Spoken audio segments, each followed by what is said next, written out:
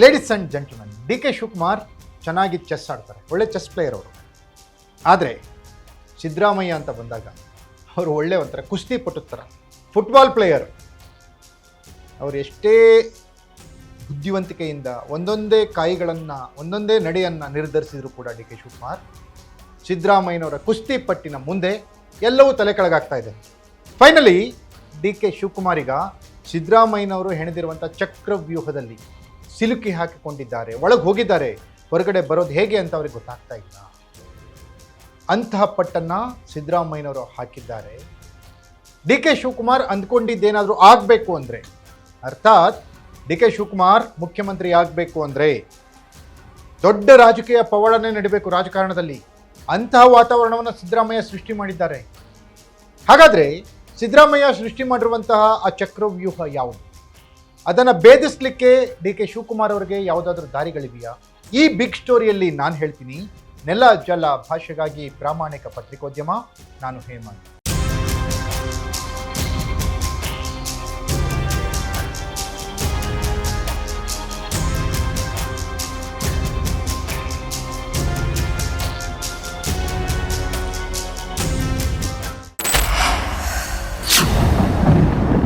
S ವೀಕ್ಷಕರೇ, ದೊಡ್ಡಾಲಲ್ಲಿ ಕೆಂಪೇಗೌಡರ ಮಗ ಶಿವಕುಮಾರ್, ಡಿ ಕೆ ಶಿವಕುಮಾರ್ ಮುಖ್ಯಮಂತ್ರಿ ಆಗಲೇಬೇಕು ಅಂತ ಹಠ ತೊಟ್ಟು ಏನು ಓಡಾಡ್ತಾ ಇದ್ದಾರೆ, ಕೆಲಸ ಮಾಡ್ತಾ ಇದ್ದಾರೆ. ಅಫ್ಕೋರ್ಸ್ ಅವರಿಗೆ ಆ ಅರ್ಹತೆ ಇದೆ. ಅಷ್ಟೊಂದು ಕೆಲಸವನ್ನು ಕಾಂಗ್ರೆಸ್ಸಿಗೆ ಮಾಡಿದ್ದಾರೆ. ಕಾಂಗ್ರೆಸ್ ಅವ್ರನ್ನ ಮುಖ್ಯಮಂತ್ರಿ ಮಾಡಲೇಬೇಕು. ಬೇರೆ ದಾರಿನೇ ಇಲ್ಲ, ಬೇರೆ ಕಾರಣನೇ ಇಲ್ಲ ಹೇಳಲಿಕ್ಕೆ ಕಾಂಗ್ರೆಸ್ ಹೈಕಮಾಂಡ್ಗೆ. ಅಂತಹ ಸಂದರ್ಭವನ್ನು ಡಿ ಕೆ ಶಿವಕುಮಾರ್ ಸೃಷ್ಟಿ ಮಾಡಿದ್ರು ಕೂಡ. ಇಲ್ಲಿ ಧೀಮಂತ ನಾಯಕ ಸಿದ್ದರಾಮಯ್ಯ ಅಂತ ಏನು, ಅಹಿಂದ ನಾಯಕ ಸಿದ್ದರಾಮಯ್ಯ ಅಂತ ಏನು ಇದ್ದಾರಲ್ಲ, ಕೂತಿದ್ದಾರಲ್ಲ, ಅವರು ಅಷ್ಟು ಸುಲಭವಾಗಿ ಕುರ್ಚಿಯನ್ನು ಬಿಟ್ಟು ಇಳಿಯೋರಲ್ಲ. ಅಂತ ಸಂದರ್ಭ ಬಂದಾಗ ಯಾವ ರೀತಿ ಪಟ್ಟುಗಳನ್ನು ಹಾಕ್ತಾರೆ, ಆ ಪಟ್ಟು ಇವತ್ತು ನಿನ್ನೆದಲ್ಲ. ಆ ಪಟ್ಟನ್ನು ಅವರು ಕರಗತ ಮಾಡ್ಕೊಂಡು ಬಂದಂಥವ್ರು. ಈಗ ಡಿ ಕೆ ಶಿವಕುಮಾರ್ ಅವ್ರನ್ನ ಸಿಲುಕಿಸಿರುವಂಥ ಪಟ್ಟಿದೆಯಲ್ಲ, ಚಕ್ರವ್ಯೂಹ ಅನ್ನೋದಿದೆಯಲ್ಲ, ಆ ಚಕ್ರವ್ಯೂಹದಿಂದ ಡಿ ಕೆ ಶಿವಕುಮಾರ್ ಹೊರಗೆ ಬರೋದು ಕಷ್ಟ ಅನ್ನುವಂಥ ವಾತಾವರಣ ನಿರ್ಮಾಣ ಆಗಿದೆ. ಸಿದ್ದರಾಮಯ್ಯನವರು ಅಧಿಕಾರ ಹಸ್ತಾಂತರ ಆಗಲೇಬೇಕು ಅಂದರೆ ಆಗಬೇಕಾಗಿರುವಂಥ ಪ್ರಮುಖ ನಿರ್ಧಾರಗಳು ಯಾವುದು? ಅಧಿಕಾರ ಹಸ್ತಾಂತರಕ್ಕೆ, ನಾಯಕತ್ವ ಬದಲಾವಣೆಗೆ ಹೈಕಮಾಂಡ್ ಮನಸ್ಸು ಮಾಡಬೇಕು. ಅವರು ತೀರ್ಮಾನ ತೆಗೆದುಕೊಂಡ ಮೇಲೆ ಸಿದ್ದರಾಮಯ್ಯನವ್ರಿಗೆ ಆ ವಿಷಯವನ್ನು ಹೇಳಬೇಕು. ಯಾರಿದ್ದಾರೆ ಸಿದ್ದರಾಮಯ್ಯನವ್ರು ಹೇಳೋರು? ಸಿದ್ದರಾಮಯ್ಯನವರೇ ನಾಯಕತ್ವವನ್ನು ಬದಲಾವಣೆ ಮಾಡ್ತೀವಿ, ನೀವು ರೆಡಿಯಾಗಿರಿ ಅಂತ ಹೇಳಿದಾಗ ಯಾವ ಕಾರಣಕ್ಕೆ ಬದಲಾವಣೆ ಮಾಡ್ತೀರಾ ಅಂತ ಸಿದ್ದರಾಮಯ್ಯನವರು ಕೇಳಿದರೆ ಹೈಕಮಾಂಡ್ ಬಳಿ ಸೂಕ್ತವಾದಂಥ ಉತ್ತರ ಇರಬೇಕು. ಸಂದರ್ಭ ಸಮಯವೂ ಕೂಡ ನಾಯಕತ್ವ ಬದಲಾವಣೆಗೆ ಸಪೋರ್ಟ್ ಮಾಡುವಂತಿರಬೇಕು. ಜೊತೆಗೆ ಸಿದ್ದರಾಮಯ್ಯನವರು ಒಪ್ಪಿದರೆ ಅವ್ರದ್ದು ಕಂಡೀಷನ್ ಏನಂತ ಹೇಳ್ತಾರಲ್ಲ ಅವರು, ಷರತ್ತು ಬದ್ಧ ಬದಲಾವಣೆ ಅಂದರೆ ಒಪ್ಕೋಬೋದು. ಆಯಿತು, ನಾನು ಇಳಿತೀನಿ, ವಾಟ್ ನೆಕ್ಸ್ಟ್ ಅಂದಾಗ ಡಿ ಕೆ ಶಿವಕುಮಾರ್ ಅವರ ಹೆಸರನ್ನು ಹೇಳ್ತಾರೆ ಯಾರಾದರೂ ಹೈಕಮಾಂಡ್ ನಾಯಕರು.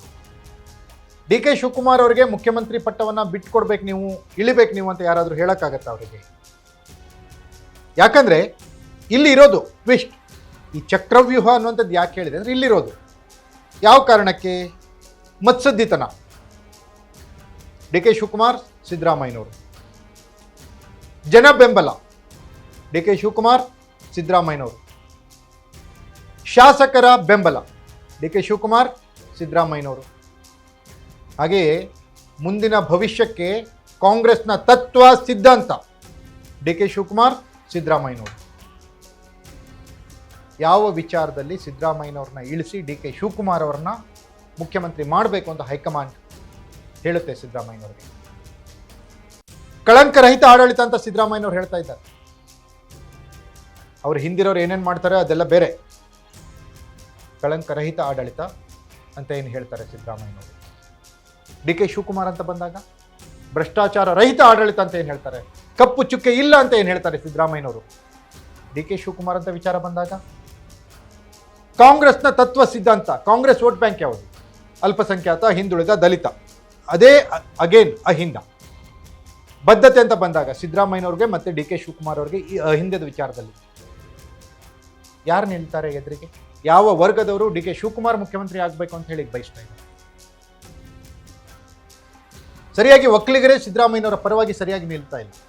ಇಂಥ ಸಂದಿಗ್ಧತೆಯಲ್ಲಿ ಹೈಕಮಾಂಡ್ ಯಾವ ವಿಚಾರವನ್ನು ಗಮನದಲ್ಲಿಟ್ಕೊಂಡು ಯಾವ ವಿಚಾರವನ್ನು ಮನವರಿಕೆ ಮಾಡಿ ಸಿದ್ದರಾಮಯ್ಯನವರಿಗೆ ಮುಖ್ಯಮಂತ್ರಿ ಸ್ಥಾನದಿಂದ ಕೆಳಗಿಳಿಲಿಕ್ಕೆ ಈ ಚಕ್ರವ್ಯೂಹ ಅನ್ನೋದೇನು ಸೃಷ್ಟಿ ಆಗ್ತಾ ಇದೆ. ಓಕೆ, ಒಂದು ವೇಳೆ ಇಳಿಲಿಕ್ಕೆ ರೆಡಿ, ದಲಿತರನ್ನ ಮುಖ್ಯಮಂತ್ರಿ ಮಾಡಿ ಅಂತ ಹೇಳಿ ಏನಾದರೂ ಸಿದ್ದರಾಮಯ್ಯನವರು ಹೇಳಿದ್ರೆ ಏನಾಗುತ್ತೆ? ಡಿ ಕೆ ಶಿವಕುಮಾರ್ ದಲಿತರನ್ನ ಮುಖ್ಯಮಂತ್ರಿ ಸ್ಥಾನದಿಂದ ತಪ್ಪಿಸಿದ್ರು ಅನ್ನುವಂಥ ಕಳಂಕ ಅವ್ರಿಗೆ ಬರುತ್ತೆ, ಕಾಂಗ್ರೆಸ್ಸಿಗೆ ಬರುತ್ತೆ. ಒಟ್ಟಿನಲ್ಲಿ ಈ ಕಾಂಗ್ರೆಸ್ನಲ್ಲಿ ಗೊಂದಲದ ಗೂಡು ಅನ್ನುವಂಥದ್ದು ಏನಾಗಿದೆ, ಅಧಿಕಾರ ಹಸ್ತಾಂತರಕ್ಕೆ ಅಂತ ಬಂದಾಗ ಸಮಯ ಕೂಡ ಈಗ ಪಕ್ವವಾಗಿಲ್ಲ ನಾಯಕತ್ವ ಬದಲಾವಣೆಗೆ.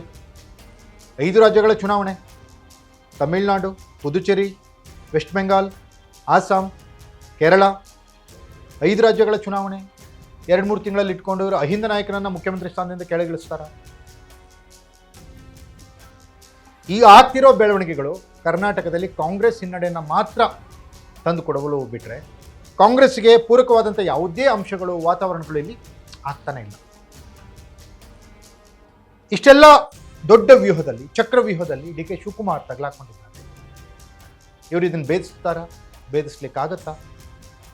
ಹೈಕಮಾಂಡ್ಗೆ ಹೇಳ್ದಂಗೆ ಸಿದ್ದರಾಮಯ್ಯನವ್ರು ಕೇಳ್ಬಿಡ್ತಾರ? ಹಾಗಾದ್ರೆ ಸುಸೂತ್ರವಾಗಿ ಮುಖ್ಯಮಂತ್ರಿ ಬದಲಾವಣೆಯ ಒಂದು ಪ್ರಕ್ರಿಯೆ ನಡೆದೋಗುತ್ತಾ? ಎಲ್ಲದಕ್ಕೂ ಕಾಲವೇ ಉತ್ತರ ಹೇಳಬೇಕು. ವೀಕ್ಷಕರೇ, ಇದಾಗಿತ್ತು ಬಿಗ್ ಸ್ಟೋರಿ. ನೆಲ ಜಲ ಭಾಷೆಗಾಗಿ ನೋಡ್ತಾ ಇರಿ ಫೋಕಸ್ ಟಿವಿ.